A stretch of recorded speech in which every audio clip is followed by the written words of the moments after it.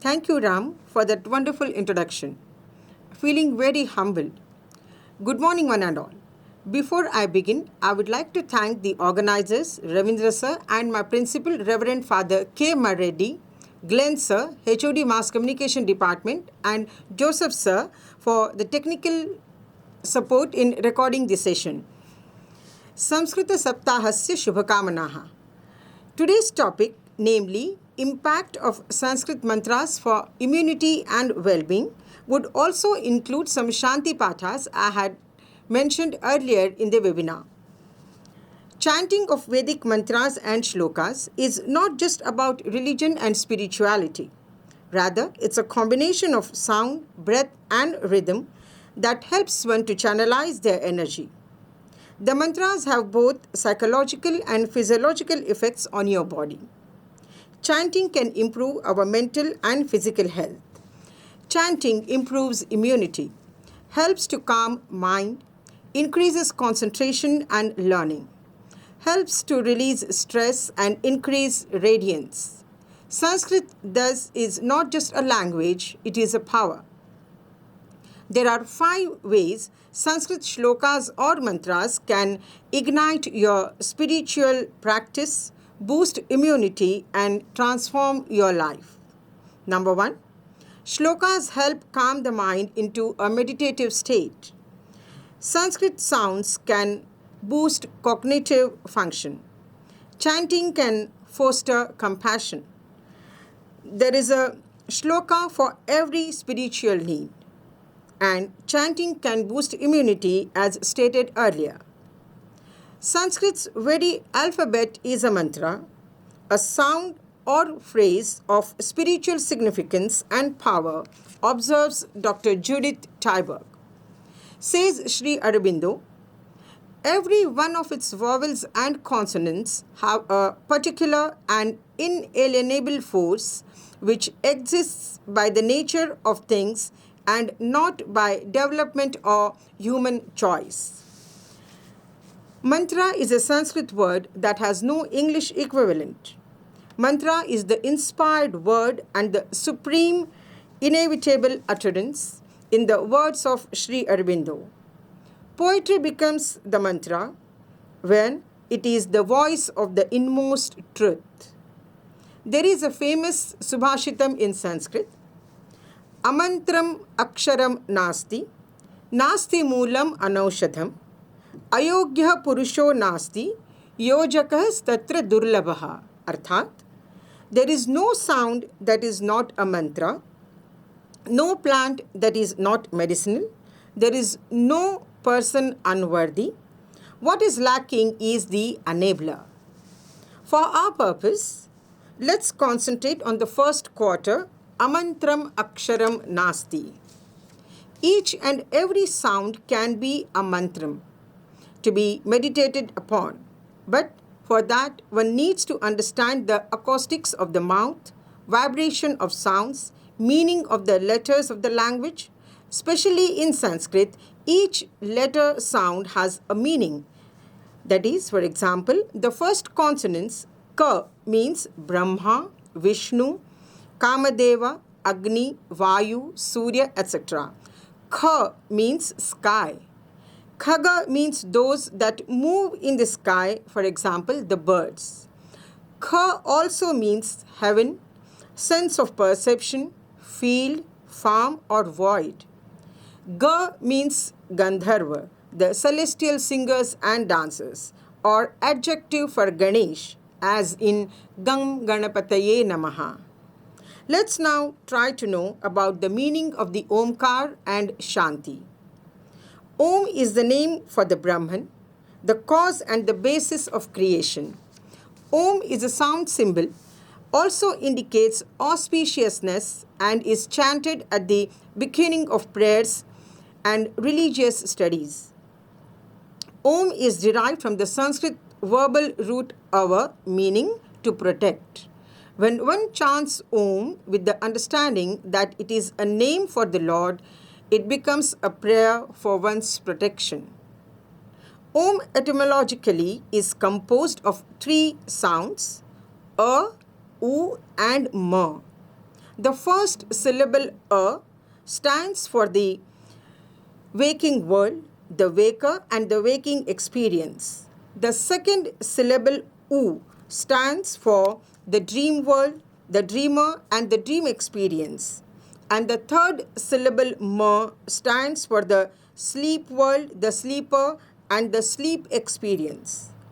As one chants Om repeatedly, the silence between the chants, called a matra, stands for the awareness, the consciousness, which is the basis of the three worlds, the three experiences, and the three states of experience. Om thus represents all that exists and the basis or substratum of all that exists. In any pursuit, including education, there can be a number of obstacles, that is, tapas.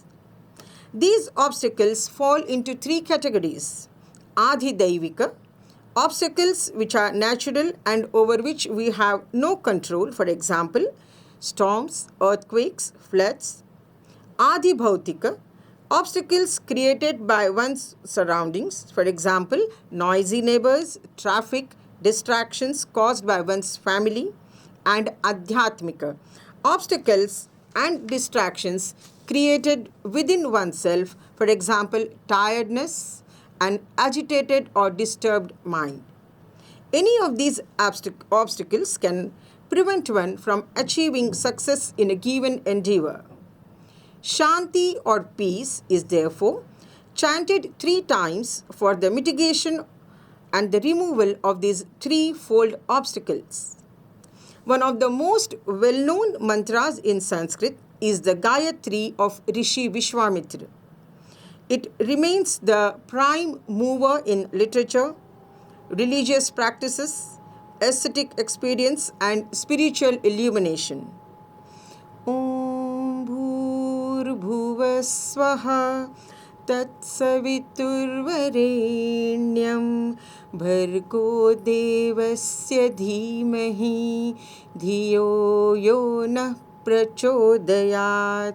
Arthat, Om, let our intelligence dwell on the beloved light of that creative Godhead, the Sun, who is the Creator, so that He may endow us with right intelligence. This is a prayer of supreme guardianship. Considered as the essence of the Vedas, its etymology explains its power. Gayantam trayate iti Gayatri. It is known as Gayatri as it guards or protects those who recite it. It is the name of the meter or chandas as well. Another well-known and beautiful mantra is the famous verse from the Brihadaranyaka Upanishad. Om Asato Ma Sadgamaya Tamaso Ma Jyotirgamaya Mrityorma Amritam Gamaya. Om Shanti Shanti Shanti. From the unreal, lead me to the real. From the darkness, lead me to light. And from death, lead me to immortality. Om, peace, peace, peace. Sanskrit touches us at every level, says Dr. Vyas Houston. Its great power lies in bringing body, mind, and spirit into harmonic alignment. Physically, its resonating power promotes healing. Mentally, it awakens the natural brightness and ability and order of the mind. Spiritually, it facilitates an expression and expansion of awareness, tranquility, and bliss. Let us now see the Shanti mantras or Shanti pathas. The Shanti mantras are supposed to calm the mind of the reciter and environment around him. Shanti mantras always end with the sacred syllable Om and the 3 utterances of the word Shanti, as we saw earlier. It is through Shanti mantras or Shanti pathas the sadhaka or student openly prays for requisite qualifications, health, capability and protection for himself and the teacher, fellow beings and the humanity as a whole. They are found in the Upanishads. Before we conclude today's session, let us see some of the Shanti mantras. Om Purnamadah Purnamidam Purnat Purnamudachyate Purnasya Purnamadaya Purnamevavashishyate. Om Shanti Shanti Shanti. This is taken from the Brihadaranyaka Upanishad and Ishavasya Upanishad. It translates thus: Om, that is infinite and this is infinite. The infinite proceeds from the infinite, then taking the infinitude of the infinite, it remains infinite alone. Om Shanti Shanti Shanti. Om Sahana Vavatu Sahanau Bhunaktu Saha Viryam Karavavahai Tejasvinavadhitamastu Ma Vidvishavahai.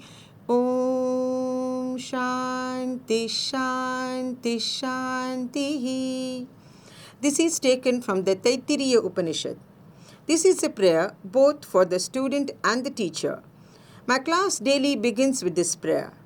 It means, Om, may God protect us both together. May God nourish us both together. May we work together with great energy.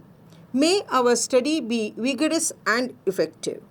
May we not mutually dispute or may we not hate each other. Om, peace, peace, peace. There are also sometimes referred to as Swasti mantras.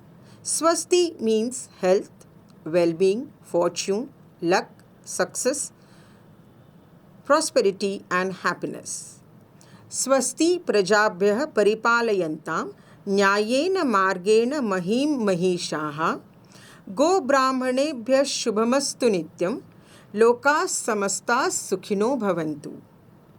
May there be happiness for all people. May the rulers righteously rule the earth.